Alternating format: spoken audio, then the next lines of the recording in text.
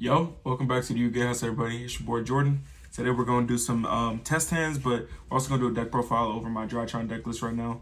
Drytron has seen a lot of different changes over the last ban list. Obviously, hitting Ava really changed the way the deck plays pretty much entirely. You don't have as many life fairies in here. I don't even run Ultimateness anymore.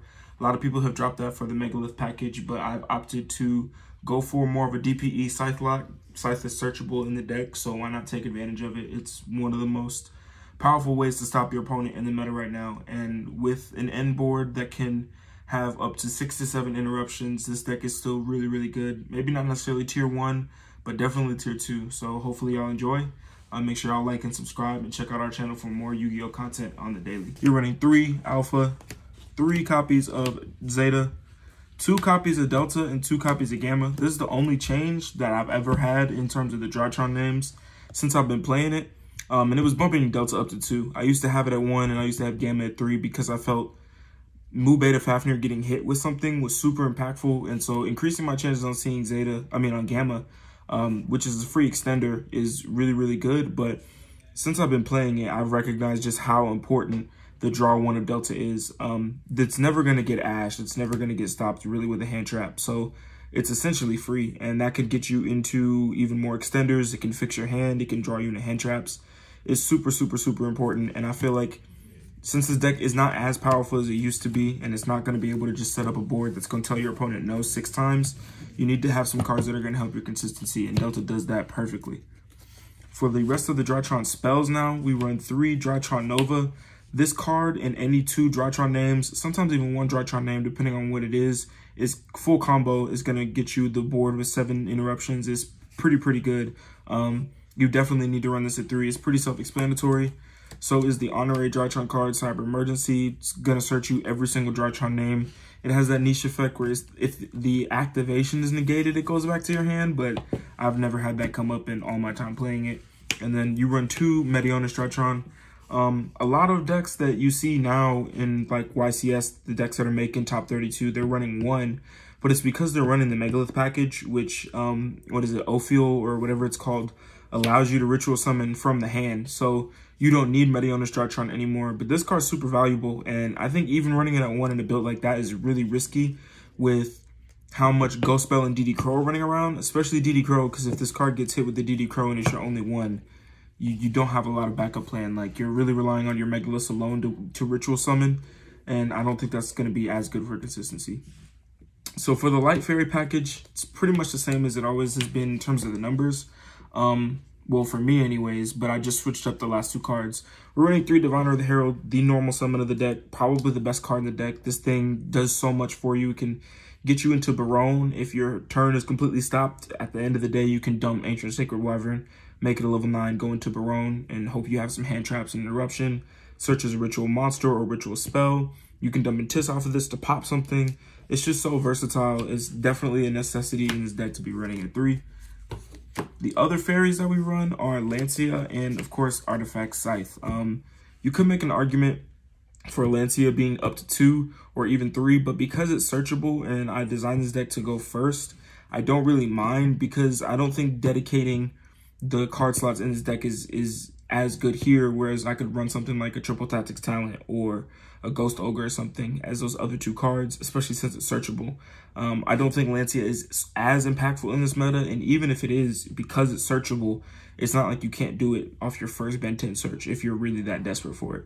And then Scythe is Scythe. It's super broken, being able to lock your opponent at the extra deck, and then being able to use him as another part of the material for your IP Masquerade play is just an added bonus on top of that. It's super good, super busted, and this deck takes advantage of it better than a lot of decks in the meta do, so why not run it? For the ritual monsters, it's Cyber Angel Natasha, Cyber Angel Editen, Ben 10, Saravis, the Ancient and Ascended, and Drytron Meteonis Draconids. Natasha and Editen definitely don't perform as well as they used to in the older builds where you were really trying to ritual summon a lot. In this deck, you're really only going to ritual summon twice. You're going to ritual summon Ben 10 out of the graveyard to tribute it and get its extra search off. And you're going to tribute ritual summon Draconids at the end of the turn. Natasha's only in here because it is a ritual monster, so it does fix consistency. It gets your Drytron names live and active, same as Editen. But if you're going second, this card can really sneak up on people, being able to steal their monster or gain life points back if you're in a grind game. It really does sneak up on people, and it can really win you the game. If you get kind of shut down, you can still say, okay, well, I can go into Cyber Angel Natasha because I search ritual monsters so easily, steal your monster, and then we don't have a problem anymore. The real tech card, I guess you could call it, is Cyravis, and I was really considering putting this at 2 and cutting Natasha entirely, but I don't think it's that necessary. I really just needed an answer to Imperm because this deck does lose to Imperm really heavy. Not so much Effect Veiler because you have some other ways to get around it because it's still a monster effect activating. But Cyravis protects you from any targeting effect. And then if you do ritual summon it, and I don't ritual summon it very often, you do have the negate of a special summon, which is broken. And you can still use the targeting effect in the same turn because neither one of those are hard ones per turn. They're both soft ones per turns. Super, super good card. You know, it's not hyper searchable like all the Light Fairies used to be, but it's still really, really good in this deck. Of course, if we're running Scythe, we got to be running the DPE package. There's not really much else to say. It's a package that's being run in pretty much every meta deck in some capacity. Unless you're a deck that doesn't fusion summon or can't fusion summon, you're probably running DPE. That's just how good the card is. Other than hand traps and power spells or whatever, for our 1-ofs, we have Instant Fusion, Foolish Burial, and Call by the Grave. Instant Fusion is really broken. It protects you from every hand trap that is not Imperm because Imperm is really, really good. But also it's a level 1 that we're going to be special summoning. We're going for Millenniumize Restrict. And that helps you get into Mubeta Fafnir because Mubeta Fafnir is generic, which is something that can come in really, really clutch. Whether it's just an extra material, so now his negate is live, or being able to get to him in general because your hand isn't that great. Instant Fusion is a very broken card. Every single time I see it, I'm like, yeah, this is a game I'm probably going to win because I feel completely confident that most of, if not all my players are going to go through. And even if they do have some sort of interruption or they wait and hold their interruptions, this deck plays through hand traps really, really well because it's so resilient on the second turn. And you're usually able to set up something that's going to be able to stop your opponent or at least slow them down. Foolish Burial is really good. It's another card that fixes your hand. It might as well just be another Drytron name in your hand when you see it. And Call by the Grave is Call by the Grave. It's a necessity in, I think, every meta deck, and I really wish it was at 2. But now getting into hand traps, this was, what, I think 35 cards. This is a 45 card deck because in today's meta, you need a lot of hand traps to be able to play against, like, Tenyi, Adventurer, Despia. A lot of these decks can play through one hand trap like it's nothing, so you need multiples. You know, only 10 of them is not a lot. You could bump it up to 12. I think Instant Fusion and Foolish Burial could be cards that you could consider cutting to add more hand traps in, but I didn't think it was necessary because Drytron also plays through hand traps so well that you're not necessarily worried about stopping your opponent all the time, so much as finishing off your plays. So we run 2 DD Crows, 2 Ghost Ogre, and Snow Rabbits, which is really only in here for the Adventurer matchup because outside of that, this card does not come up as often. And if I were to cut it, I would probably put in another Imperm and another Ghost Bell because we are only on 2 Ghost Bell, as well as 2 Triple Tactics Talents and 2 Imperms. Triple Tactics Talent is really, really good. I've not resolved it very often because I don't see it very often, unfortunately. But every time I see this card and I resolve it and I draw 2, it fixes my hand or it gets me into the perfect hand trap against whatever deck I'm playing. And you're just like, okay, well, this is probably going to secure me the game. All the other ones are pretty self-explanatory. I think Ghost Bell and DD Crow are definitely the best 2 hand traps right now other than Ash in the meta because so many decks right now, I mean, all decks revolve around the graveyard, but it seems like a lot of the big engines right now specifically revolve around one thing going off in the graveyard. And being able to preemptively stop them with DD Crow or even stop them on Declaration or just completely shut down the effect with Ghost Bell is super, super good. We're seeing Eldritch see more and more play. It stops Eldritch plays, stops Tenyi plays, stops Adventurer plays. It stops a lot. So it's really, really, really important to run that card in here. And then I feel like Imperm is pretty self-explanatory. Pretty good card. Wish I had the room to run it at 3, but there's just not. 45 cards is pretty big in the first place. So getting into the extra deck, we run 2 Mubeta Fafnir. Definitely need 2. If something happens to the first one, you need the second one. Because this build is still very reliant on the ritual summoning. So if you do not get the ritual summoning off and you can't use his material as ritual material, it really hurts the deck. I mean, you can still do it because everything's 2000 attack, but it's just not nearly as consistent. And so if something happens, you need to have a fallback plan. For the link package, which is pretty heavy, I think a lot of Drytron decks are pretty link heavy at this point rather than ritual and, well, I guess it's always been link heavy, but this one feels specifically link heavy for me. We run one link Rebo. This is going to be a free body off of Drytron Nova, so it just helps you get into your plays a little bit easier. Vert is going to get you into DPE at a hyper consistent rate because the card's broken. IP is an essential part to the combo. You really want to end on both of these at the same time because being able to go into Underworld God to the Closed World is really, really good, even if the effect of being able to negate everything on the board isn't, you know, going to come up as often because you don't want to wait too long into your opponent's combo to go into her. Being able to suck up your opponent's monster, depending on what deck it is, can completely stop their turn. So definitely worthy of to have in the deck. Unicorn, this used to be Dark the Dark Charmer, but this is really in here if you get stuck for whatever reason. Using IP, some decks are able to take a lot of stuff off the board, sorry. You know, as you're activating the IP effect. So if you get stuck on only being able to use your stuff, sometimes Nightmare Unicorn is a very, very good option. Sometimes it's a good option regardless because you're able to return something to the deck, and that's one of the best forms of removal. Apollosa is Apollosa.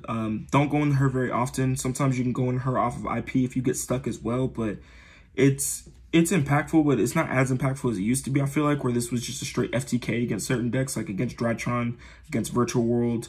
When that was the real meta, this was a straight FTK, but I feel like so many decks now can play through Apollosa and still have a completely different engine that they can run to break through your board.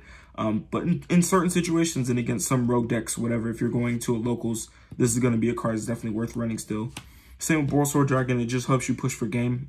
It's a very slept on card. Whenever it hits the field, your opponent's probably like, oh, okay. Because when you summon this thing, you're going to be able to kill your opponent. And then, of course, Underworld Gods of the Closed World, very, very good. Has the effect that negates a monster special from the grave, which is good. I mean, we're seeing a lot of Eldritch plays, and that does not stop Eldritch, unfortunately, but it's still a really, really good effect because a lot of decks do still special summon from the grave. Fusions, Millennium Eyes of Restrict, of course, Intis, which is definitely the last one of the Light Fairies you dump from the extra deck because she doesn't really add anything. We don't run a legal synchro target if Diviner turns herself into a level 6. We don't run a level 7 synchro, but sometimes being able to pop something on the board can be good. It always comes up every now and then, I guess. So still important to have. And then DPE is DPE. It's gonna pop your Scythe. It's gonna pop some stuff that's on your opponent's board. Keeps coming back. Everybody knows how good DPE is by now. Heralds of the Arclight and Ancient Sacred Wyvern, as well as Baronne de Fleur is our synchro lineup. These two you never summon. You never have an opportunity to summon them. These are dumped off of Diviner. This is going to fix your hand by getting you a ritual spell or ritual monster. If you've really bricked bad, that's the only time you're going to get the ritual spell. This is 99.9% of the time going to search you Meteonis Draconids specifically. Sacred Wyvern is literally only in here to be dumped to go into Baronne because there's no way to go into Baronne in this deck. And it's really the last resort. I've done it, plenty of times, but it's not something that I specifically look to do in a combo because it's just not efficient, and you're not going to be able to do it very efficiently with this deck. But yeah, that does it for the deck profile. Give me a minute to shuffle up real quick, and we're going to get into some test hands to show y'all just how consistent this board still is and how strong this board can be, because most of the time you're going to be able to end on at least 4 interruptions, usually 4 to 7, depending on what your hand traps were, depending on how good your hand is. There are so many different combinations that you can have in your opening hand where you're like, okay, this is full combo, because Drytron Alpha and Zeta alone is full combo. So anything on top of that or any cards that get you into that in some way is just, it's another way to play through a hand trap, or it's another way to just keep fixing the consistency of this deck, which is what this deck is super, super, super consistent. So let's shuffle up. We'll go ahead and pull 5 because I am designed to go first, so I don't want to necessarily go second. So I'm not going to pull 6. We're going to pull 5 here. So Herald, seeing that is already really good. Triple Tactics Talent is very good. Plasma, not so much. Nova is very good, and Emergency. This is a perfect hand. These 2 cards fixed it completely. I was a little bit nervous when I saw Plasma.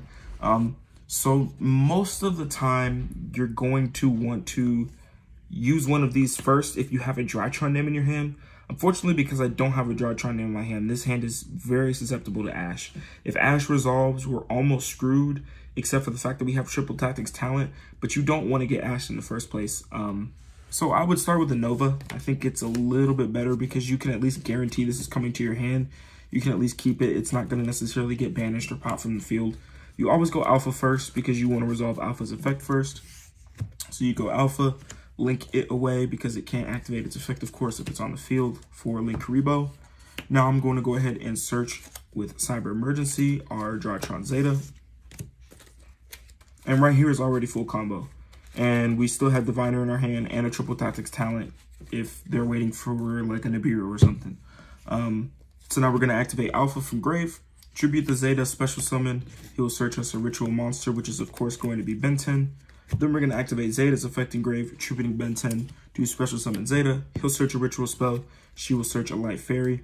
Because we already have our Diviner in our hand, we're just going to go straight for Scythe here, which is super, super good. I mean, you already have a potential Scythe lock on the board. I mean, there's not really a lot of ways your opponent's going to be able to stop you from going into Scythe unless they have an imperm that they're going to hold for Vert. But that's not very likely. So from here, of course, you're just going to go ahead and Exceed for Mu Beta Fafnir. Mu Beta Fafnir effect on summon is going to dump our Gamma to graveyard. Now we're going to activate our Meteonis Drytron, attributing our Zeta as material, 2000 attack, to ritual summon our Ben 10 from Grave. We're going to activate our Gamma from graveyard, attributing our Ben 10 in order to special summon himself, as well as the Zeta that we just tributed as material. And on resolution, Ben 10 is going to search again. This again would normally be where you'd search your Scythe, but now we can go straight into Lancia. So we have all of the light fairies that we need in our hand, an extra hand trap in our hand, and we still have 4 monsters on the board. This is completely fine. We haven't even used our normal summon yet. So now, of course, we're going to normal summon our Diviner of the Herald. We're going to activate her effect to dump down our Herald of the Arclight to search a Meteonis Draconids. We're going to go ahead and activate the effect of Meteonis Drytron in our graveyard. To target, it doesn't matter which one you target, one of these two to lower their attack by 1,000 to add our Meteonis Draconid back to our hand. We're going to activate Meteonis Draconid, tributing this material, and then whichever one is at 2,000 attack to go into your Meteonis Draconids. And from here, I think you can pretty much see where the board's going to go. We're going to link two, well, you should use the Link Karibo first. So we should use the Link Karibo first here, 2 into Verte Anaconda, and then we're going to link these 2 off into IP Masquerada. We're going to set our Artifact Scythe, and we're going to activate the effect of Vert, paying 2,000 to get rid of our Plasma in our hand. The Fusion Destiny, copying its effect, and then using the Celestial and the Plasma in our hand as fusion material.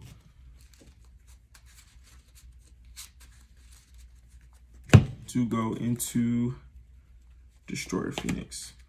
So yeah, that is our end board. And we could have, you know, we probably would have activated Triple Tactics Talent, but there's not, I guess I was going to show you when, you know, I probably would have gotten ashed using Drytron Nova, but I did forget. But we did have a Triple Tactics Talent in our hand still. And one of those 3 effects, all of them are really, really good. We have Lancia, we have IP with Vert as well as potential Scythe. So we have Underworld Gods of the Closed World without even having to use Meteonis or DPE, which is very, very good. As well as we were able to search a hand trap in the middle of the combo. So that's 1, 2, 3, 4, 5, and then Underworld Goddess of the Closed World herself is 6, technically 7, because she has an effect when she comes out onto the field. So 6 to 7 interruptions off of a full hand that you're very happy to get rid of, because of course on the next turn, if you empty out your hand, you can activate Celestial to banish itself as well as your Destiny Hero Plasma to draw 2 cards. So this deck not only takes full advantage of DPE by popping Scythe, but it takes full advantage of Celestial by emptying out its hand on turn 1 pretty much every single time and allowing you to draw 2, which is just going to add more and more Drytron names to your hand or more hand traps. There's basically nothing that can go wrong with what you're drawing in this deck. So we are going to run one more quick one, see if maybe we can get a less good hand, because it looked like that was going to be a really, really bad hand. And that would have been kind of interesting to experiment with, but it turned out to be really, really good. So give me 1 second. I'll shuffle it just one more quick time. And then get one more test hand in. Diviner again, really good. 2 Diviners, that's not good at all. DD Crow, Cyber Emergency. If this is Nova, it's playable. If it's not, it's probably not. Cyber Emergency again. So yeah, this is a pretty bad hand. There's not really much you can say about this. You would activate Cyber Emergency and pray that you did not get ashed, because if you get ashed, your turn's completely over. There's absolutely nothing you can do.